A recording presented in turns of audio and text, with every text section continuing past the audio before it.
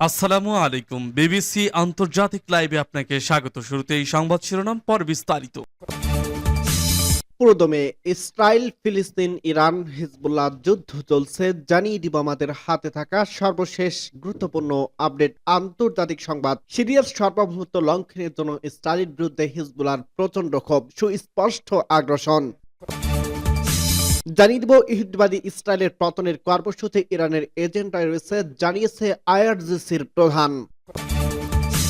আরো জানিয়ে দিব ইরানের পারমাণবিক কর্মসূচির বিরুদ্ধে 3 ইউরোপীয় দেশের অভিযোগ।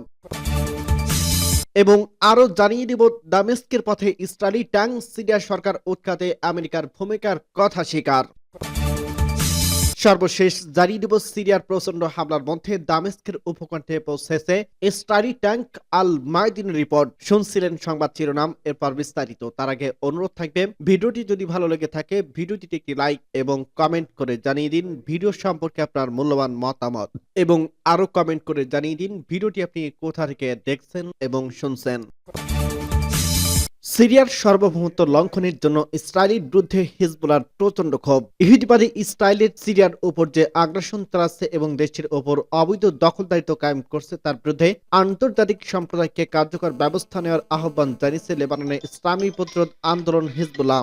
গতকাল সোমবার প্রকাশিত এক বিবৃতিতে বলছে, সিরিয়া ইহুদিবাদী ইসরায়েলের সামরিক বাহিনী উপস্থিতি দেশটিকে আরো বেশি অস্থিতিশীল করে তুলছে। হিজবুল্লাহ বলছে, সিরিয়ার ভূখণ্ডে ইহুদিবাদী ইসরায়েলের অপরাধযোগ্য তা গোলান মালভূমিতে দখলদারিত্ব কায়েমের মধ্য দিয়ে হোক অথবা সিরিয়ার প্রতিরক্ষা সক্ষমতার উপর হামলা চালিয়ে সেগুলো ধ্বংস করার মধ্য দিয়ে হোক, সবই দেশটির উপর সুস্পষ্ট আগ্রাসন এবং স্বাধীন সিরিয়ার জাতির সার্বভৌমত্বের পরিষ্কার লঙ্ঘন। হিজবুল্লাহ বলছে, আমরা এসব হামলা কঠোর নিন্দা জানাই এবং এর পরিণতির জন্য ইসরায়েলকে সতর্ক করছি। একই সাথে আমরা আন্তর্জাতিক সম্প্রদায়কে, বিশেষ করে আরব এবং মুসলিম বিশ্বকে ইহুদিবাদী ইসরায়েলের এই অপরাধযজ্ঞের বিরুদ্ধে শক্ত অবস্থানের আহ্বান জানাই। হিজবুল্লাহ আরো বলছে, ইহুদিবাদী ইসরায়েল দফায় দফায় সিরিয়ার ভূখণ্ডের দখল এবং দেশটির উপর সার্বভৌমত্ব কায়েমের চেষ্টা করছে।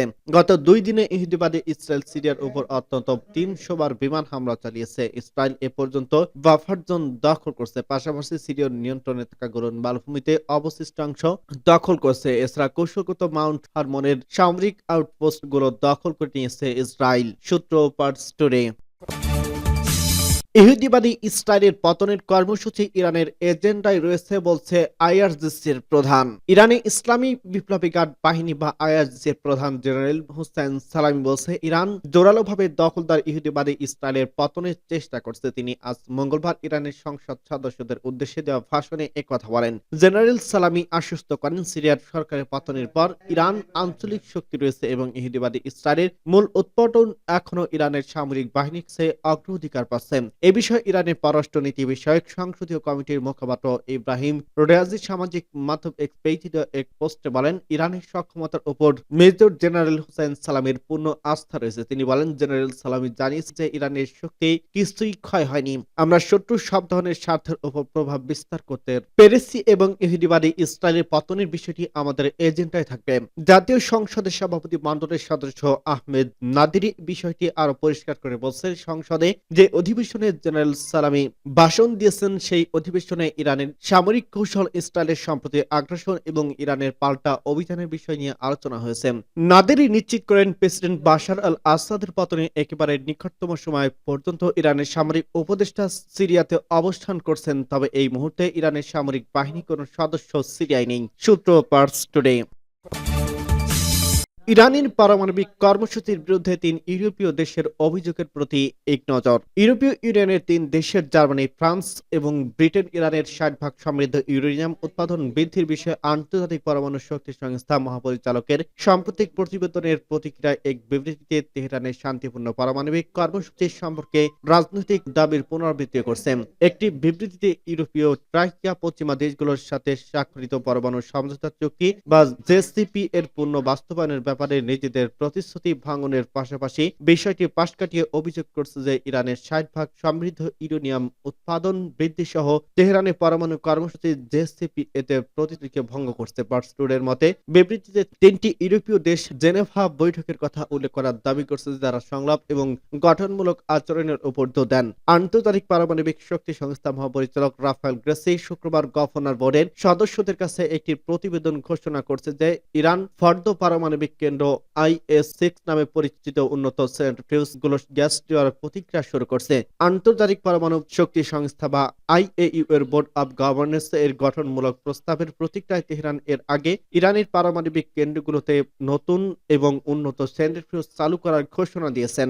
এ প্রসঙ্গে ইসলামী প্রজাতন্ত্র ইরানের পররাষ্ট্র মন্ত্রণালয় এবং পরমাণু শক্তি সংস্থা এক বিবৃতিতে জোর দিয়ে বলছে যে তেহরানের পদক্ষেপগুলো দেশের স্বার্থ রক্ষা এবং শান্তিপূর্ণ পারমাণবিক শিল্পের বিকাশের সঙ্গে সম্পূর্ণ সংগতিপূর্ণ। ক্রমবর্ধমান জাতীয় চাহিদা এবং ইরানের অধিকার এবং বাধ্যবাধকতামূলক কঠোর মধ্যে ব্যাপক সুরক্ষা চুক্তি করা হয়েছে। ইরানের পররাষ্ট্রমন্ত্রী সাইদ আব্বাস আরাকচি আন্তর্জাতিক আণবিক শক্তি সংস্থা মহাপরিচালক রাফায়েল গ্রোসির সঙ্গে টেলিফোন আলাপে বোর্ড অব গভর্নরের সঙ্গে সদস্যদের গঠনমূলক কর্মকাণ্ডের তীব্র সমালোচনা করে বলছেন, পরমাণু ক্ষেত্রে ইরানের স্বার্থ সুরক্ষার ব্যাপারে তেহরানের তার সাম্প্রতিক সফর এতে ব্যর্থ হয়েছে। আব্বাস আরাকচি বলেন, দেশের পরমাণু কর্মসূচি নিয়ে যে কোনো ধরনের অগঠনমূলক পদক্ষেপের বিরুদ্ধে জবাব দিতে মোটেই দ্বিধা করবে না তেহরান। তবে ইরান এখনো আন্তর্জাতিক আণবিক শক্তি সংস্থা বা IAEA এর সাথে গঠনমূলক সহযোগিতা অব্যাহত রাখতে প্রস্তুত আছে। অন্যদিকে গতকালের ফোন আলাপে রাফায়েল গ্রোসি জোর দিয়ে বলেন, পরমাণু কর্মসূচি নিয়ে ইসলামী প্রজাতন্ত্র ইরানের সাথে IAEA এর আন্তরিক যোগাযোগ অব্যাহত রাখতে প্রতিশ্রুতিবদ্ধ।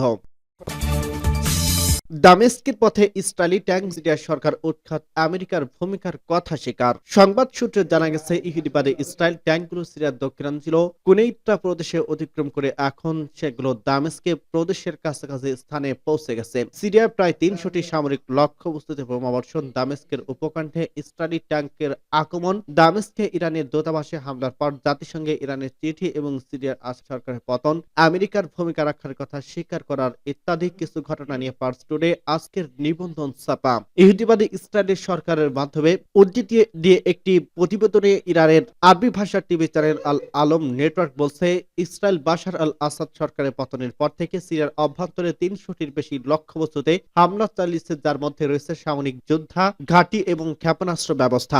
মঙ্গলবার সকালে আল আলমের প্রতিবেদনে বলা হয়েছে, ইহুদিবাদী সরকারের ট্যাঙ্কগুলো সিরিয়ার দক্ষিণাঞ্চল কুনেইত্রা প্রদেশে অতিক্রম করে দামেস্কের উপকণ্ঠে এসে পৌঁছেছে। কিছু স্থানীয় সূত্রে আল মায়াদিনকে জানিয়েছে যে ইসরায়েলি ট্যাঙ্কগুলো দামেস্কের দক্ষিণ উপকূলে কাটনা শহর থেকে 3 কিলোমিটার কম দূরে রয়েছে, যা দামেস্ক থেকে প্রায় 20 কিলোমিটার দূরে। এই অগ্রগতির একই সময় ইহুদিবাদী শাসক গোষ্ঠীর যোদ্ধারা দামেস্কে হোমস, হামা এবং রাক্কা প্রদেশের চারপাশে লক্ষ্যবস্তুতে বোমাবর্ষণ করে। এর আগে ইহুদিবাদী টিভি চ্যানেল 12 এর সিরিয়ার সেনাবাহিনীর সমস্ত সরঞ্জাম এবং সুযোগ সুবিধা ধ্বংস করা ইসরায়েলি সরকারের পরিকল্পনার কথা জানিয়েছে। বিমান বাহিনী সিরীয় সেনাবাহিনীর অবশিষ্ট সরঞ্জামগুলোতে ব্যাপকভাবে ধ্বংস করছে এবং মোট কথা সিরিয়া জুড়ে তার ধ্বংস শুরু চলছে। সংবাদ মাধ্যমটি আরো মন্তব্য করছিল যে সিরিয়ার সেনাবাহিনীর সময় শক্তি ও সরঞ্জাম ধ্বংস করা এখনই উপযুক্ত সময়, যাতে এটি অন্যের হাতে না পারে। ভবিষ্যতে সরকার যার হাতেই থাকুক না কেন। মার্কিন জাতীয় নিরাপত্তা উপদেষ্টা জ্যাক সুলিভান সোমবার CBS কে দেওয়া এক সাক্ষাৎকারে স্বীকার করছে যে সিরিয়ার সরকারকে উৎখাতের যুক্তরাষ্ট্রের ভূমিকা ছিল। সুলিভান এর প্রসঙ্গে বলছে, আমরা আসাদের সমর্থকদের দুর্বল করার জন্য যে একটি বিস্তৃত আঞ্চলিক আন্তর্জাতিক প্রচেষ্টার অংশ ছিলাম। মার্কিন পররাষ্ট্র দপ্তরের মুখপাত্র ম্যাথিউ মিলার ঘোষণা করছেন যে সিরিয়ার সরকার উৎখাতের পর যুক্তরাষ্ট্রের সশস্ত্র গোষ্ঠীগুলোর সঙ্গে যোগাযোগের উপায় খুঁজছে। সিরিয়ায় প্রচন্ড হামলার মধ্যে দামেস্কের উপকণ্ঠে ইসরায়েলি ট্যাঙ্ক। ইহুদিবাদী ইসরায়েলি সামরিক বাহিনী দামেস্কের দক্ষিণে বেশ কয়েকটি গ্রাম দখল করার পর তাদের ট্যাঙ্কগুলো এখন সিরিয়ার রাজধানী দামেস্কের উপকণ্ঠে থেকে প্রায় 10 কিলোমিটার দূরে অবস্থান করছে। লেবাননে আল মায়াদিন টেলিভিশন নেটওয়ার্কে এক প্রতিবেদনে একথা জানিয়েছে। 1974 সালের চুক্তি লঙ্ঘন করে ইসরায়েলি সামরিক বাহিনী গোলন মালভূমির কাছে বাফার জোন দখল করছে। ইসরায়েলি কৌশলগত মাউন্ট হারমনের নিয়ন্ত্রণ নিয়ে উচ্চভূমি সুরক্ষিত করছে। ইসলামী প্রজাতন্ত্র ইরান, জর্ডান এবং সৌদি আরব সহ আঞ্চলিক শক্তিগুলো ইসরায়েলি আগ্রাসনের নিন্দা করছে। সিরিয়াকে কৌশলগত অস্থিতিশীল করার লক্ষ্যে আন্তর্জাতিক আইন লঙ্ঘন করে ইসরায়েলের এই আগ্রাসন চালাচ্ছে বলে এসব দেশ মেনে করছে। এদিকে সিরিয়া ইসরায়েলি বিমান হামলা আরো তীব্র হয়েছে। গত 2 দিনে প্রায় 300টি আগ্রাসনের খবর পাওয়া গেছে। সিরিয়াকে সামরিকভাবে দুর্বল করা, দেশটিকে দুর্বল ও প্রতিরক্ষাহীন করার লক্ষ্য নিয়ে এই হামলা চালানো হয়েছে। তবে আশ্চর্যের বিষয়, সিরিয়া ইসরায়েলি দখলদারিত্বের বিষয়ে হাজ তাহরির আশরাম বা এসটিএস বা তুরস্কের এখনো কোনো প্রতিক্রিয়া জানায়নি। গত রোববার সিরিয়ার প্রেসিডেন্ট বাশার আল আসাদ